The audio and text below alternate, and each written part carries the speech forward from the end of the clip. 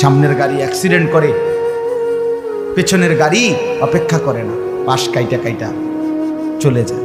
Jam বাজ্যা গেলে আরো চিৎকার শুরু করে, আরে লোক মরে গেছে, আরে মরলে মরুক বেটা, রাস্তা ক্লিয়ার করতে কম। ঠিক কিনা বলেন না কেন? ধরে বেটা বেটা কেডা মরছে না মরছে বেটা, এর লেগে বুঝি মানুষের রাস্তা আটকায় রেখে, মানে এই যুক্তি দেখা। তাহলে কেডা মরছে না মরছে মানে তোর মতো এক মানুষ মরছে। ঠিক কিনা বলেন না? তোর মতো এক সুস্থ সবল মানুষ মরছে বেটা, যে একটু আগে হাত নাড়তো পা নাড়তো, সেই মানুষটা এখন রক্তে ভাসতেছে বেটা।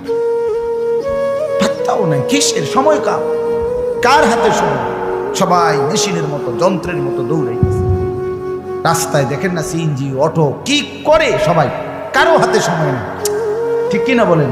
কে কাকে ঠেলিলা যাবে, কারো হাতে সময়, কে কার জন্য থামবে। এই জন্য তুমি নষ্ট হয়ে গেলে বন্ধু, কেউ তোমারে ফিরাবার নাই।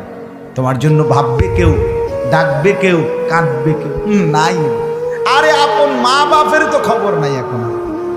আপন বাপ সাইয়া রইছে, দেখে তার ফুতে আজকে 6 বছর 9 বছর এক ওয়াক্ত নামাজ পড়ে না, এবড়া বিড়ি খায়, বন খায়, চা দিয়া ভিজাইয়া খায়।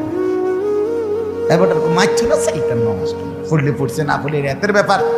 বাবুরে টেহা দিছে, টাকা দিলে খালাস। যদি সুতে টাকা দেয় বাপের কোনো অসন্তুষ্টি নেই, আর যদি টাকা না দেয় এবড়ার গজবে আল্লাহর আরশ কাঁপে। ফুতের উপরে লানত দিতে দিতে, অভিশাপ দিতে দিতে শেষ। কারণ টাকা দেয় না, টাকা দেয় না, পুরা গ্রাম হাইটা হাইটা তখন মানুষের কাছে বদনাম। এই ফোলাগারে মানুষ করছি আমি, এই ফোলার লাগিয়া জীবন যৌবন শেষ করছি, 12 লাখ টাকা সুদে লইয়া তারে আমি নিজে বিদেশ পাঠাইছি। কত বড় নেয়ামতের কথা।